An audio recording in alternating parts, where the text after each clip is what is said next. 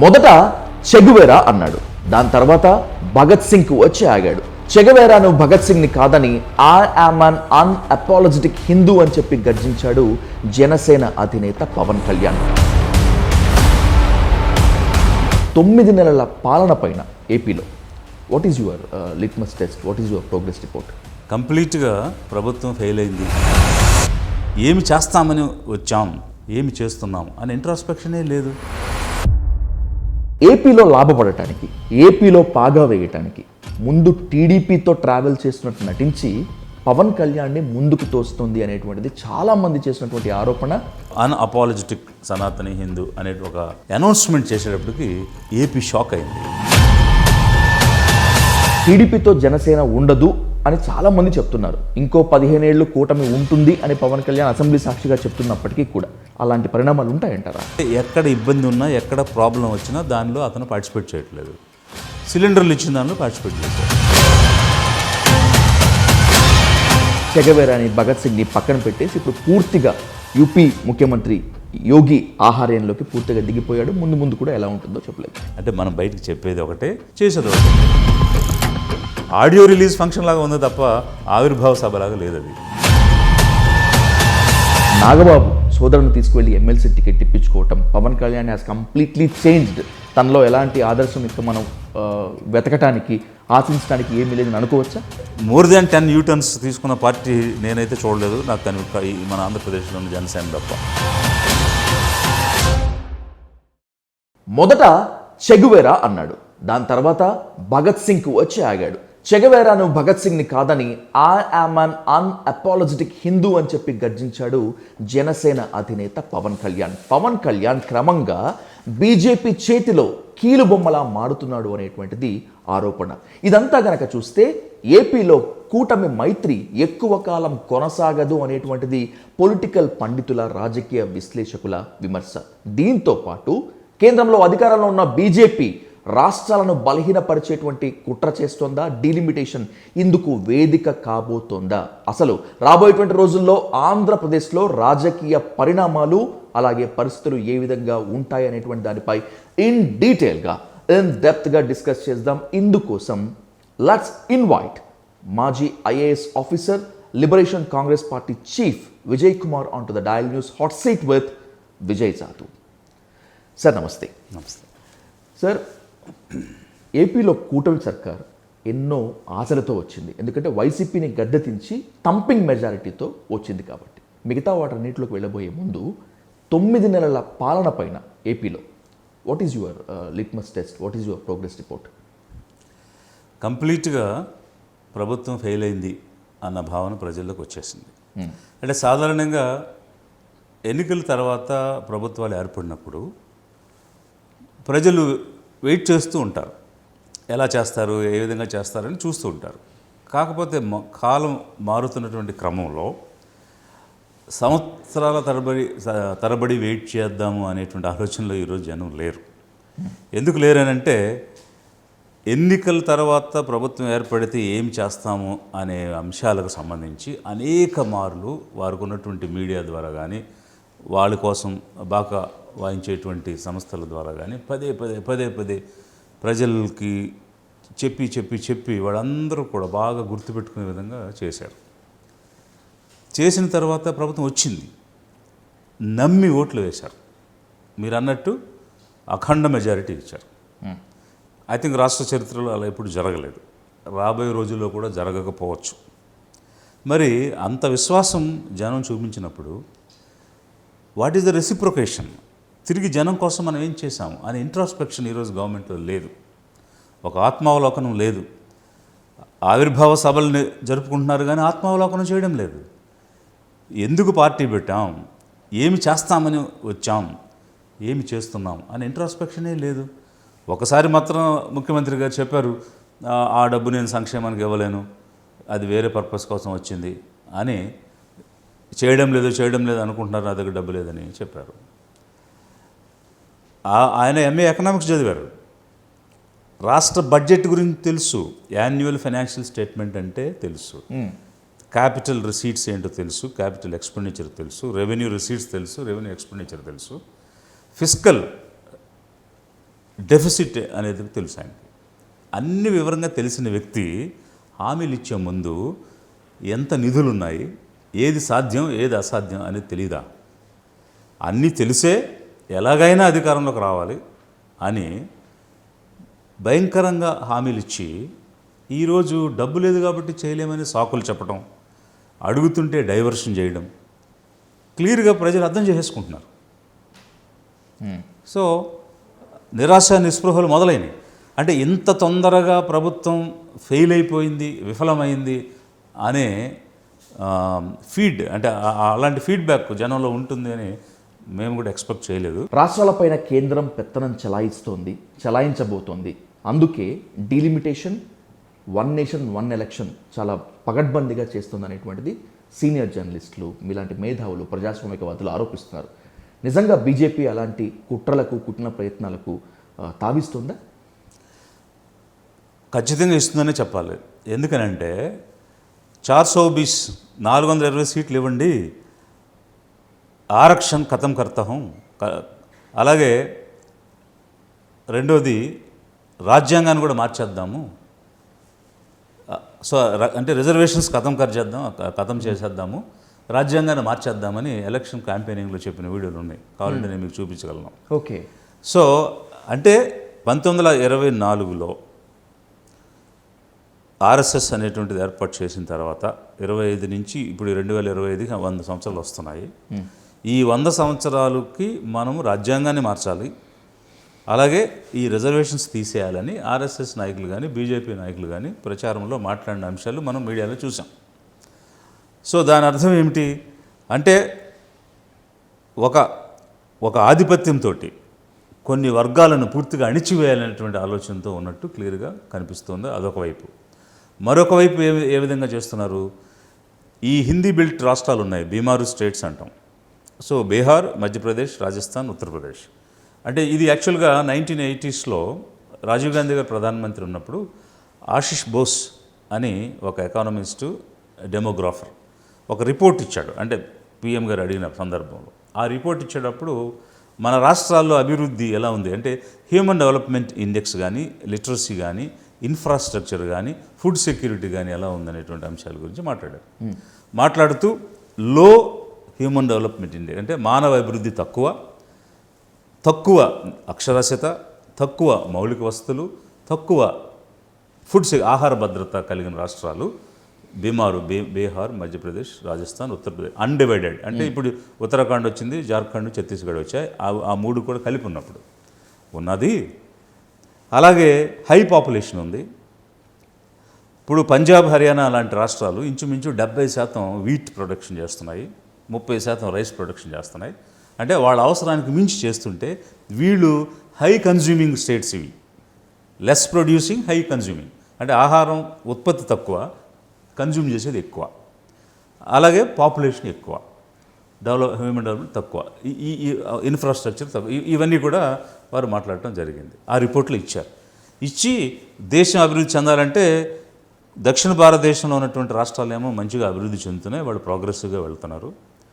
So అక్కడ తీసుకునేటువంటి infrastructure measures కానీ, ఇండస్ట్రియలైజేషన్ కానీ, ఉపాధి కల్పన కానీ బాగుంది. మహారాష్ట్ర, గుజరాత్తో పాటు ఇక్కడ ఉన్నటువంటి రాష్ట్రాలు, ఈ రాష్ట్రాలు కూడా అభివృద్ధి చెందితే నేషన్ అభివృద్ధి చెందడానికి బాగుంటుందని ఒక రిపోర్ట్ ఇచ్చారు. ఇప్పుడు ఆ బీమారు స్టేట్స్ ఎవరి చేతిలో ఉన్నాయంటే బీజేపీ చేతిలో ఉన్నాయి. అత్యధికంగా ఓట్లు అక్కడ ఉన్నాయి, అంటే పాపులేషన్ అక్కడ ఉంది. సో వారు ఏమనుకుంటున్నారంటే ఇప్పుడు 2021లో సెన్సస్ జరిగి ఉండాలి, కోవిడ్-19 వల్ల జరగలేదు.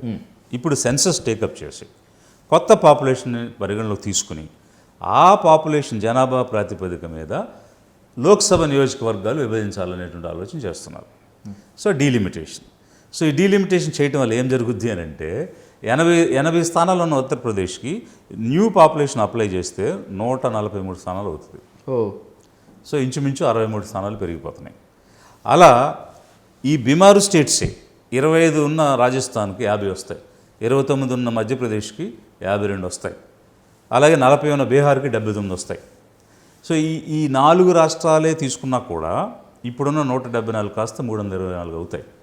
వాళ్ళ షేర్ ఈరోజు లోక్సభలో 32% ఉంది. ఏది ప్రాతినిధ్యం. సౌత్ 24% ఉంది. వీళ్ళు తీసుకొచ్చిన కొత్త ఫార్ములా కనుక అప్లై చేస్తే మన 24% 19 తగ్గిపోద్ది, అంటే 5% తగ్గిపోద్ది. వాళ్ళ యొక్క 32, 38 అవుతుంది.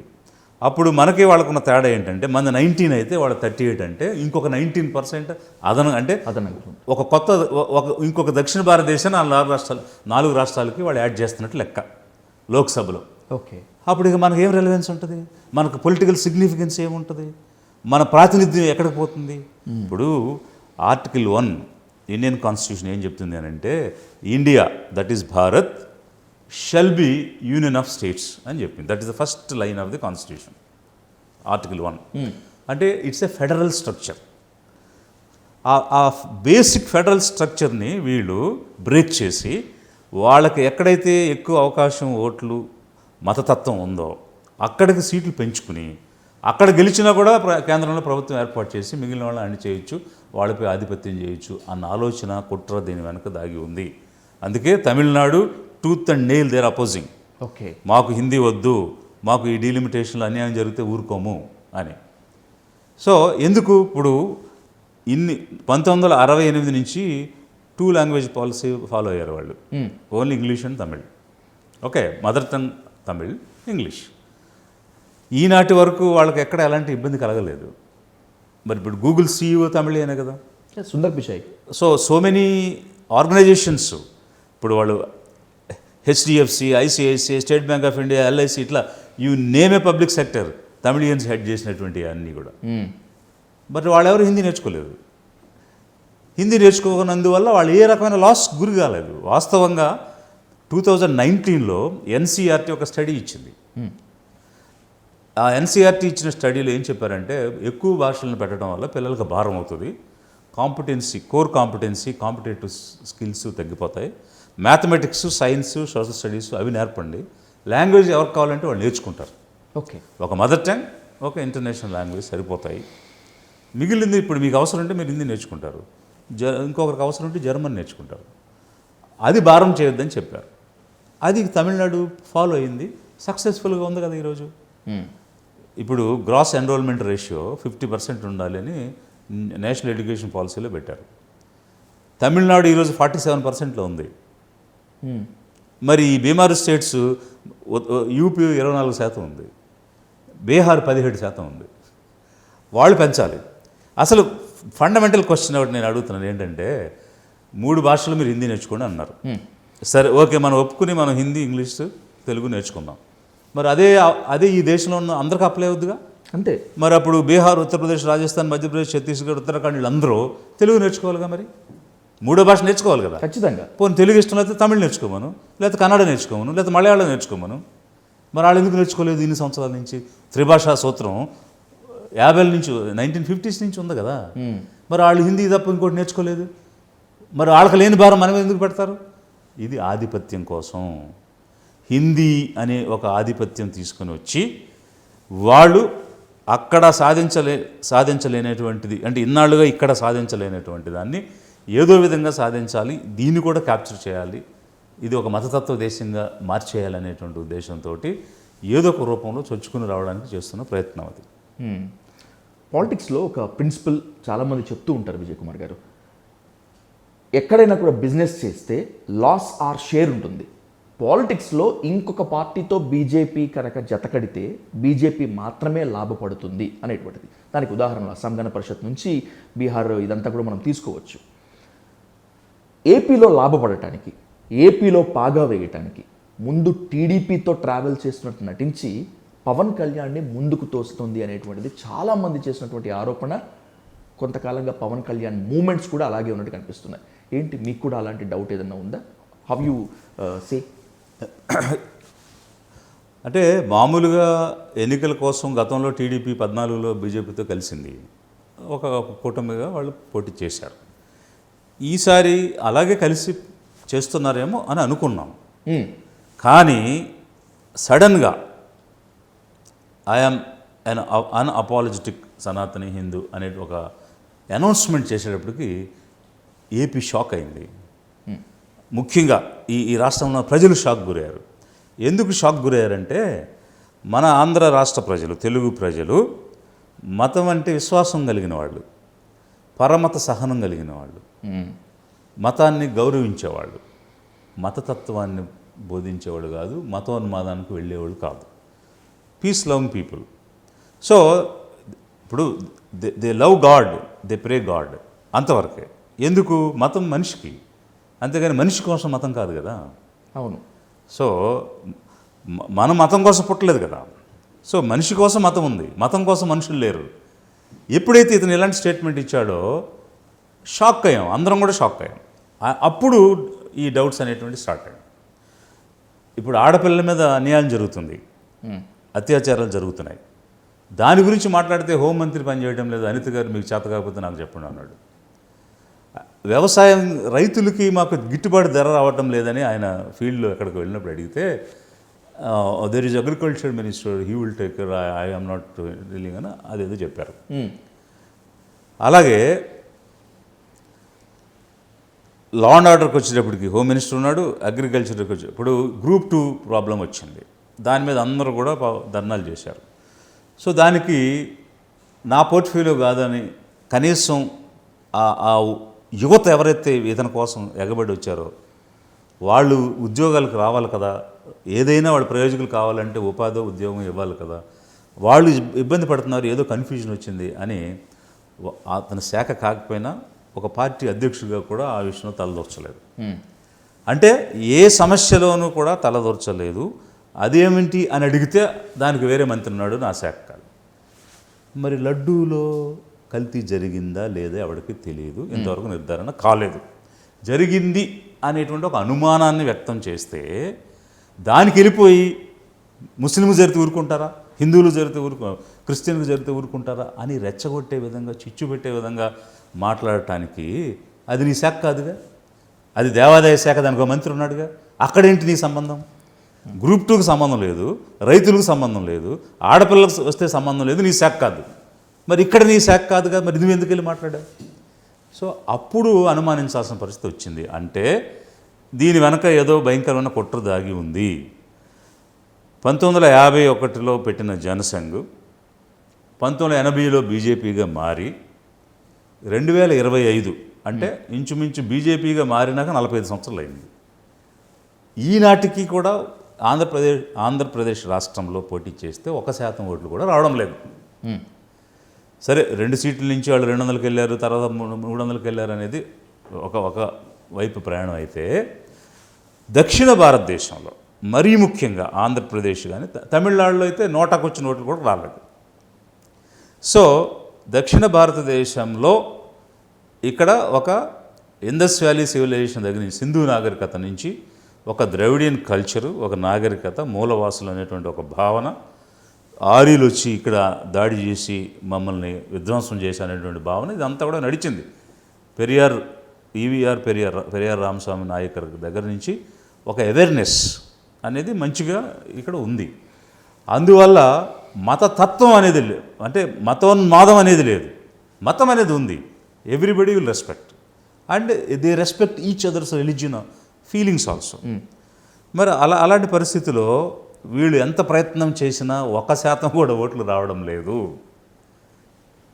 45 సంవత్సరాల్లో బీజేపీ ఇక్కడ ఏమీ చేయలేకపోయింది కదా. సో అందుకనే ఎలా వెళ్ళాలి, ఎలా చేయాలి అనేటువంటిది ఒకటే కుట్ర చేశారేమో అనేటువంటి అనుమానం కలుగుతుంది.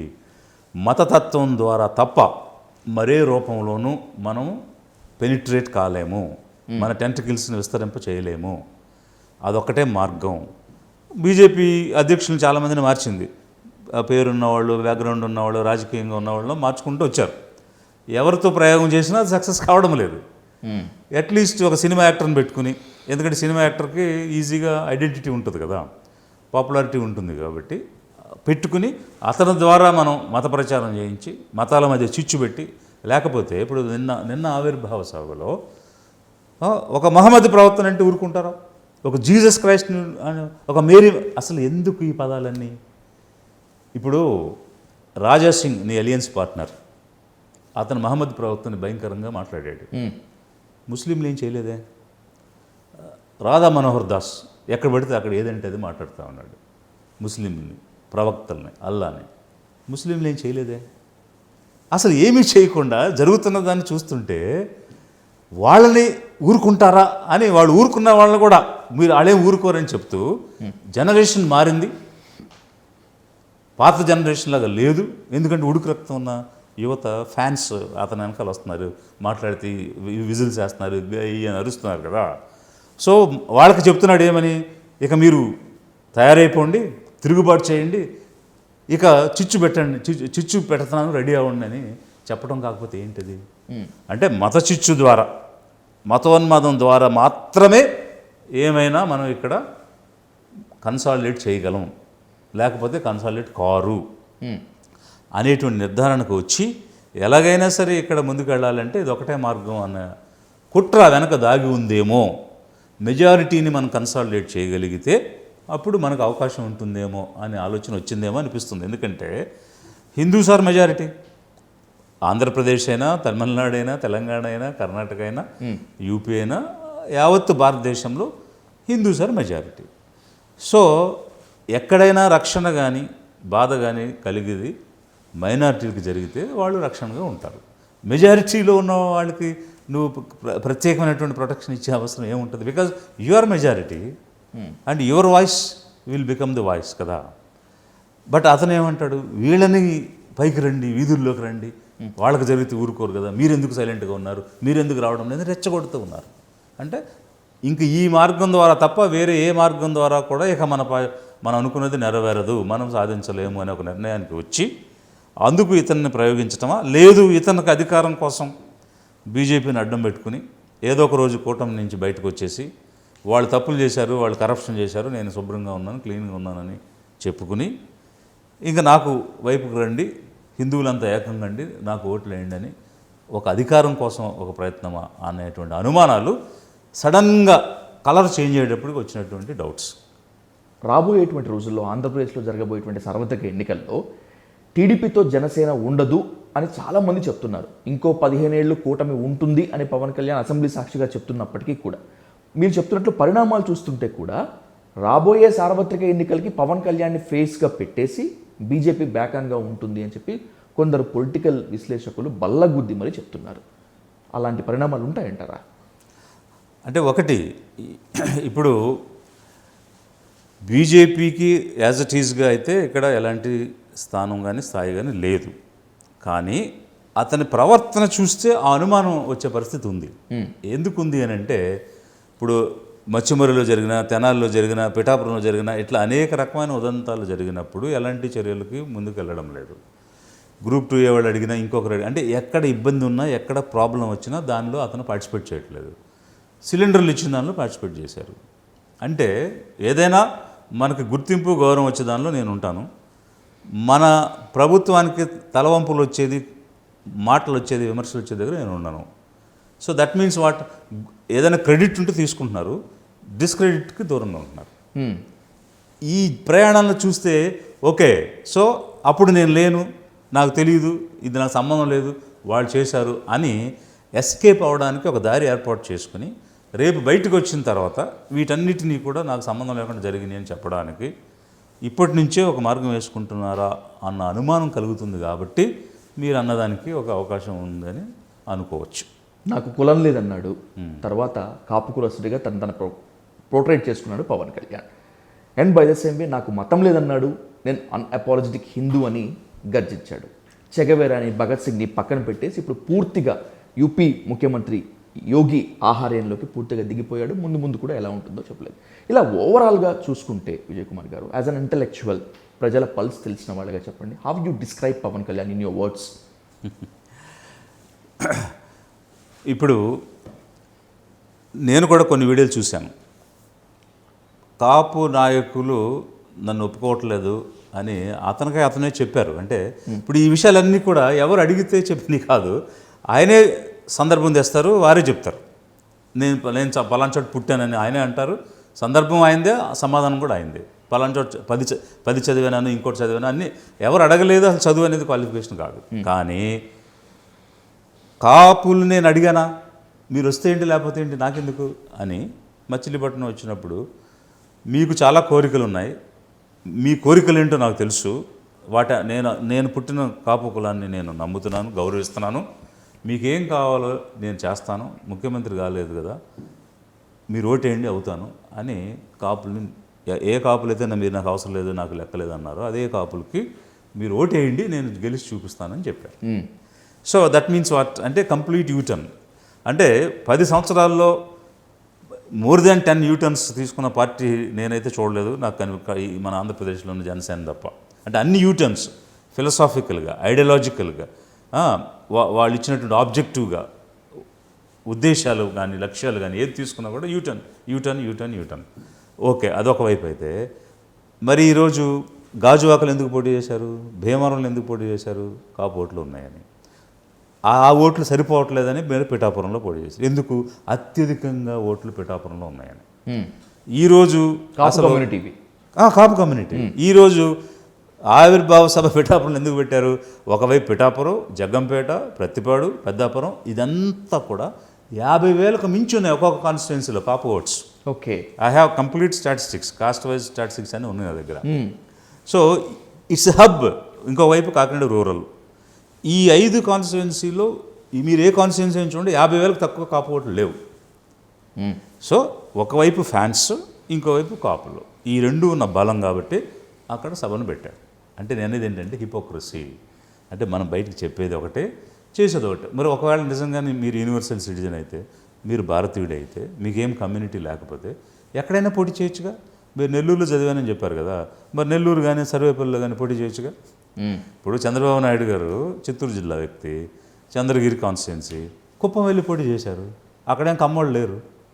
కమ్మ కమ్యూనిటీ ఉన్న చోటకి వెళ్తే పోటీ చేస్తానని జయప్రకాష్ నారాయణలుగా కోకటిపల్లిలో పోటీ చేయలేదు కదా, ఆయన కుప్పం వెళ్ళి పోటీ చేశారు. మరి అలా మీరు కూడా మీరు యూనివర్సల్ అయితే మీకు కాపుల ఓట్లతోనే నేను గెలుస్తా, లేకపోతే గెలవలేననే భయం ఉండబట్టే కదా మీరు పిఠాపురంలో చేశారు, లేకపోతే ఎక్కడైనా చేసి ఉండేవారు కదా. ఇది ఒకవైపు. అయితే నేను మీ ద్వారా ఒక ప్రశ్న వేస్తున్నా, ఏంటంటే మరి మిమ్మల్ని ఇంత నమ్మి మీకు వెన్నుదన్నుగా ఉండి మిమ్మల్ని మోసి మిమ్మల్ని కాశారు కదా, ఆ కాపులకి రిజర్వేషన్ ఎందుకు ఇవ్వడం లేదు? ఆ రిజర్వేషన్ కోసం మీరు ఎందుకు పాటుపడడం లేదు? 1966లోనే మనకి బీసీ రిజర్వేషన్ కాపులకు ఇచ్చింది ఆంధ్రప్రదేశ్ ప్రభుత్వం, దామోదర సంజయ్ గారు ఉన్నప్పుడు. సో దామోదర సంజయ్ గారి తర్వాత దాన్ని తీసేశారు. రకరకాల కారణాలు ఉన్నాయి, అదొక చరిత్ర. అయితే మరి ఎన్నో ఉద్యమాలు చేశారు కదా, రైళ్లు తగబెట్టారనేటువంటి అపవాదులు పడ్డారు కదా. మరి ఇంత జరిగిన తర్వాత ఈరోజు నీ కోసం నిలబడినటువంటి కాపుల కోసం ఏం చేస్తున్నారు మీరు? కనీసం 164 సీట్లు ఉన్న అసెంబ్లీ మీదకుంది, మీ యొక్క బలంతో నడుస్తున్న పార్లమెంట్ లోక్సభ ఉంది, మీరెందుకు దాన్ని ఇవ్వలేకపోతున్నారు? ఎందుకు చట్టం చేయలేకపోతున్నారు? అంటే స్వజాతిని వాడుకోవటమేనా? స్వజాతి రుణం తీర్చుకునేటువంటి మరి మీరు మానవతావాది కదా, మరి ఆ మానవత్వం రుణం తీర్చుకోవడంలో లేదా? ఇప్పుడు మండల్ కమిషన్ రిపోర్ట్ నేను చెప్తున్నాను చూడండి. This is Mandal commission report, volume 6లో 200 అంటే 175వ పేజీ 235 సీరియల్ నెంబర్లో రెడ్డికాస్ అని ఉంది. ఓకే, 264 సీరియల్ నెంబర్లో తెలగాసు కమ్మాస్ అని ఉంది. అంటే వీళ్ళందరూ కూడా ఓబీసీ కేటగిరీకి వస్తారని 1982లో మండల్ కమిషన్ రిపోర్ట్ ఇచ్చి 52% రిజర్వేషన్ ఇవ్వాలని చెప్పారు. So there is a report, authentic report ఉంది. అది కూడా గవర్నమెంట్ ఆఫ్ ఇండియా పెట్టినటువంటి కమిషన్. అది అందులో నీ కులం ఉంది, నీ కులానికి ఇవ్వమని కమిషన్ చెప్పింది. మరి ఇంత authentic documentary evidence, data backup ఉన్న తర్వాత ఎందుకు ఇది ఇప్పించలేకపోతున్నారు? ఇప్పుడు వీళ్ళు ఏం చేశారంటే 52ని 27కి తగ్గించి కొన్ని కులాలకు పరిమితం చేశారు.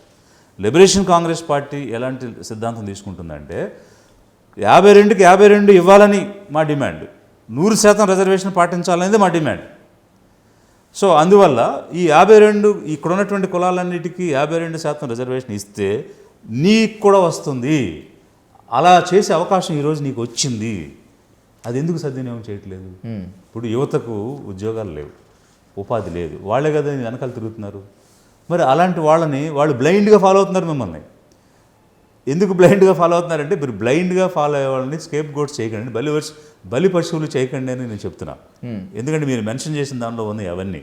ఎలా షెగువేరా అనుకుని వచ్చారు, భగత్ సింగ్ అనుకుని వచ్చారు, కమ్యూనిజం అనుకుని వచ్చారు, సోషలిజం అనుకుని వచ్చారు, అంబేద్కరిజం అనుకుని వచ్చారు.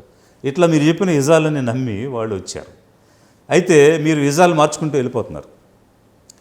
మార్చుకుంటూ వెళ్ళిపోతున్నా ఉన్నారు అని అంటే మీకోసం ఉంటున్నారు, గుడ్డిగా మీకోసం ఉంటున్నారు. వాళ్ళని బలి పశువులు చేయకండి. బలి పశువులు అయిపోతాం అనుకున్న వాళ్ళు చాలామంది వెళ్ళిపోయారు. అంటే ఇప్పుడు నడుస్తున్న ఉత్తేజం అనే చెగువెరా ఒక కార్మిక మంత్రిగా ఉంటూ బస్తాలు మోసి ఒక ఎగ్జాంపుల్గా నిలబడ్డాడు. మరి మీరు 2 లక్షల పుస్తకాలు చదివారు కదా, ఆ విషయం చదవలేదా? నేను ఎందుకు నాస్తికుడిని అయ్యాను అని జైల్లో ఉండి భగత్ సింగ్ ఒక పుస్తకం రాశాడు. మరి మీ 2 లక్షల పుస్తకాల్లో అది లేదా? మరి ఎందుకు నాస్తికుడిని అయ్యానని చెప్పిన భగత్ సింగ్ నీకు ఆదర్శం, నడుస్తున్న ఉత్తేజమని మూటలు మోసిన కార్మిక మంత్రిగా ఉన్న చెగువెరా మీకు ఆదర్శం, ఏంజల్స్ మార్క్స్ ఇచ్చినటువంటి కమ్యూనిజం మీకు ఆదర్శం, బాబాసాహెబ్ అంబేద్కర్ పూలే ఇచ్చినటువంటి అంబేద్కరిజం మీకు ఆదర్శం. ఇవన్నీ దేన్నైతే వ్యతిరేకించి ఏదైతే కాదు రేషనలిస్టిక్గా ఉండాలి, సెక్యులర్గా ఉండాలని చెప్పారో అది మాని ఈరోజు బ్రాహ్మణీయ మనుయిజం అన్నదే నా ఇజం అని అంటున్నారు మీరు. అసలు ఎక్కడి నుంచి ఎక్కడికి వచ్చారు?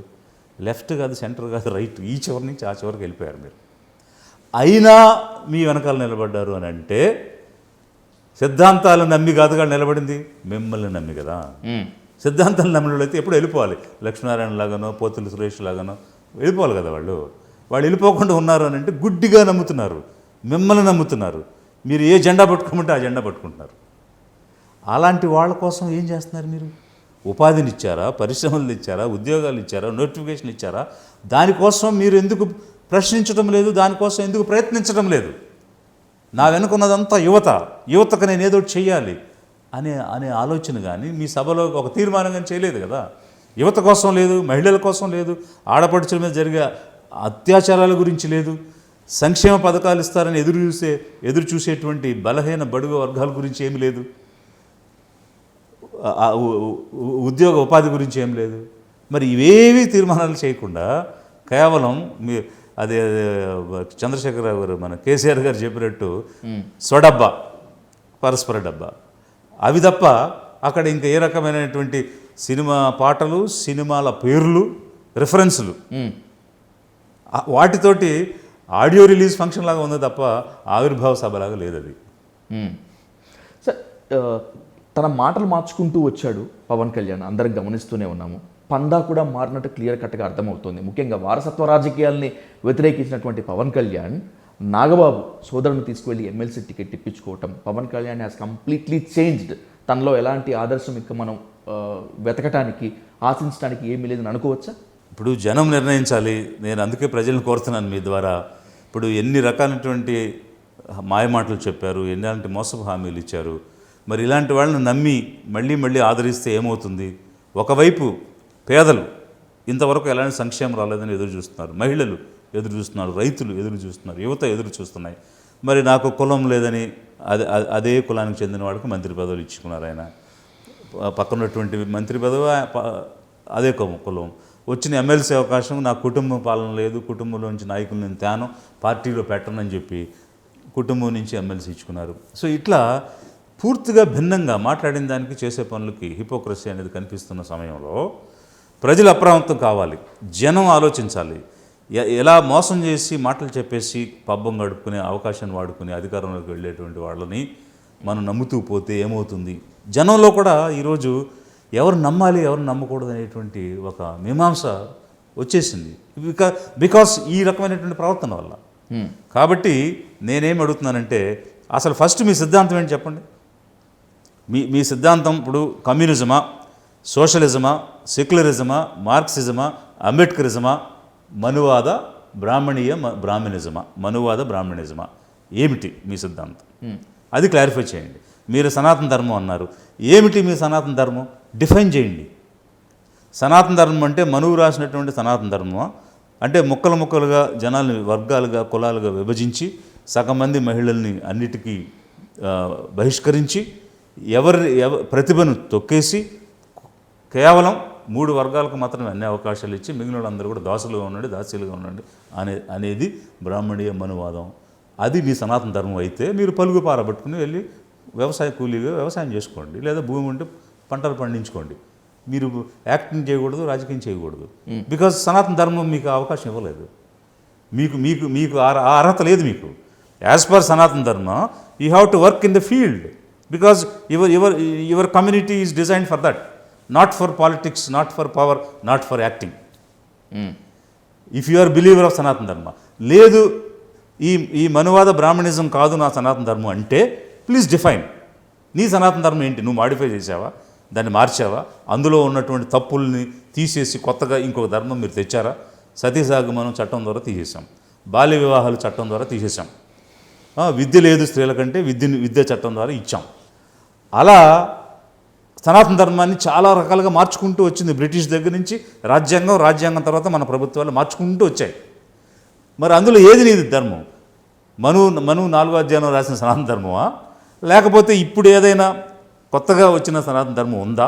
అసలు సనాతన ధర్మం అంటే నిర్వచించకుండా సనాతని అంటే ఏమనుకోవాలి మిమ్మల్ని? అంటే కులతత్వం పోషించే సనాతన ధర్మం, మతతత్వం పోషించే సనాతన ధర్మం, కులాలుగా వర్గాలుగా విభజించి ఎక్కువ తక్కువ అని చూసి నీచంగా చూసేటువంటి, అంటరానితనం ప్రోత్సహించేటువంటి, మహిళలకి ఎలాంటి అవకాశాలు ఇవ్వకుండా గుడిబడి నిషేధం అని చెప్పినటువంటి సనాతన ధర్మం ఏది నీ సనాతన ధర్మం? అది చెప్పకుండా సనాతనం అంటే నిర్వచించు. నీ ఇజం, నీ ఐడియాలజీ నిర్వచించు, నీ యొక్క నీ ధర్మం నిర్వచించి ఇది నా ధర్మం ఇలా వెళ్దామని చెప్తే నచ్చిన వాళ్ళు వస్తారు. ఇది నా ఐడియాలజీ ఇలా వెళ్దామని చెప్తే నచ్చిన వాళ్ళు వస్తారు. అదేమీ చెప్పకుండా మినిట్ మార్చుకుంటా ఉడుకు రక్తం ఉన్నటువంటి యువతను ఉరుతలూగించి వాళ్ళ ఆశలు రేకెత్తించి వాళ్ళని వెంట తిప్పుకుంటూ రేపు వాళ్ళు రియలైజ్ అయ్యే సమయానికి వాళ్ళ వయసు కోల్పోతారు. అప్పుడు వాళ్ళకి ఎలాంటి అవకాశాలు రావు. అది చాలా మోసం అయిపోద్ది. వాళ్ళ జీవితాలని నాశనం చేసిన పరిస్థితికి వెళ్ళిపోతాం మనం. ఎందుకంటే యువత జీవితం అనేది చాలా ఇంపార్టెంట్. వాళ్ళు మంచి ఏజ్లో ఉన్నారు, ఈరోజు రైప్ ఏజ్లో ఉన్నారు. అప్పుడు వాళ్ళని సరైనటువంటి మార్గంలో నడిపించి వాళ్ళని ప్రయోజకులు చేయాలి. అలా చేయకుండా ఒక్కసారి తప్పుదావకు వెళ్ళిపోతే ఇప్పుడు అంటే అంటే మనకు శక్తివంతమైన సంవత్సరాలని దాటిపోయిన తర్వాత వాళ్ళు ఏం చేయలేరు. ఒక యువత నిర్వీర్యం అయిపోతే ఒక జనరేషన్ మనం కోల్పోతాం, ఒక తరానికి ఇబ్బంది వచ్చేస్తుంది. ఇదంతా ఒక లీడర్ ఆలోచించగలుగుతాడు, ఒక పొలిటీషియన్ ఆలోచించలేడు. ఎందుకనంటే లీడర్కి రాజనీతి ఉంటుంది, పొలిటీషియన్కి కేవలం అధికారం ఎలా సంపాదించుకోవాలి అనే రాజకీయం మాత్రమే ఉంటుంది. So I'm unable to find a leader in him. I could see only a politician. అంటే అధికారం ఎలా రావాలి, అధికారం ఎలా చేజిక్కించుకోవాలనే దానికి హిపోక్రసీ ద్వారా, వక్ర మాటల ద్వారా, వక్ర భాషల ద్వారా పూటకో మాట చెప్పి ఏదో రకంగా ఓట్లు వేయించుకుని అధికారం తెచ్చుకుందాం అన్నదే కనిపిస్తుంది తప్ప నా సమాజం, నా ప్రజలు, నా రాష్ట్ర ప్రయోజనాలు కాపాడాలన్నప్పుడు నువ్వు డీలిమిటేషన్ గురించి మాట్లాడాలి కదా, వ్యతిరేకించాలి కదా. పిల్లల మీద భారం పడిపోతుంది, ఆ భాష నాకెందుకు, అవసరమైన వాళ్ళు నేర్చుకుంటారు, మాకు 2 చాలు అని చెప్పాలి కదా. నీ ప్రయోజనం ముఖ్యమా, జాతి ప్రయోజనం ముఖ్యమా?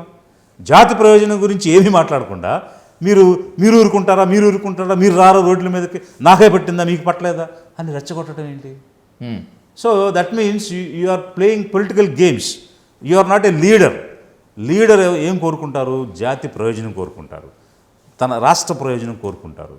వాళ్ళు మంచి జరగాలి, అందుకోసం నేనేం చేయాలి అని ఆలోచిస్తారు. అలా నేనేం చేయాలి, నా పార్టీ ఏం చేయాలనే చర్చ కానీ తీర్మానం కానీ నీ ఆవిర్భావంలో ఎక్కడ లేవు, ఆ సభలో లేవు. ఓన్లీ సొడబ్బా ఆడియో రిలీజ్ లాగా ఉందంతే. 9 నెలలు అవుతున్నా కూడా కూటమి ప్రజా ఆకాంక్షలను అందుకోలేకపోతుంది అనేటువంటిది ఒక విమర్శ అయితే, ప్రజలు ఇచ్చినటువంటి అవకాశాన్ని సద్వినియోగం చేసుకోకుండా అసెంబ్లీకి రాకుండా పారిపోతున్నాడు, తప్పించుకుంటున్నాడు. నిర్మాణాత్మక పాత్ర ప్రతిపక్షం పోషించడం లేదు, ప్రతిపక్ష నేతగా జగన్మోహన్ రెడ్డి పోషించడం లేదు అనేటువంటిది మరొక విమర్శ, ఆరోపణ, కొన్ని సందర్భాల్లో నిజం కూడా. What is your eagle eye view on that? First at the outset ఖచ్చితంగా అసెంబ్లీకి వెళ్ళి తీరాలి. నీకు 1,39,00,000 మంది ఓట్లు వేస్తే 39.6% ఓట్లు వస్తే వాళ్ళు నిన్ను నమ్మే కదా ఓట్లు వేశారు. సో ఈ వ్యక్తి మమ్మల్ని కాపాడుతాడు, మా కోసం నిలబడతాడు అని అనుకుని ఓటేశారు. కాబట్టి మీ ద్వారా నేను జగన్ గారిని కూడా కోరేది ఏమిటంటే, you have to go to the assembly. మీరు అసెంబ్లీకి వెళ్ళి తీరాలి, పబ్లిక్ వాయిస్ ఇవ్వాలి. ఓకే, మీరేమంటారు, మాకు టైం ఇవ్వరు, నాకు స్టేటస్ ఇవ్వలేదు, అందువల్ల ఒక ఎమ్మెల్యేగా ఇచ్చే 2-3 నిమిషాలే టైం ఇస్తారు, 5 నిమిషాలే, కానీ ఒక అపోజిషన్ లీడర్కి ఎల్ఓపికి మాట్లాడే టైం ఇవ్వరు అనేటువంటి ఒక వాదన చేస్తున్నారు. సరే, దానికి ఏవో కొన్ని నియమ నిబంధనలు ఉన్నాయి.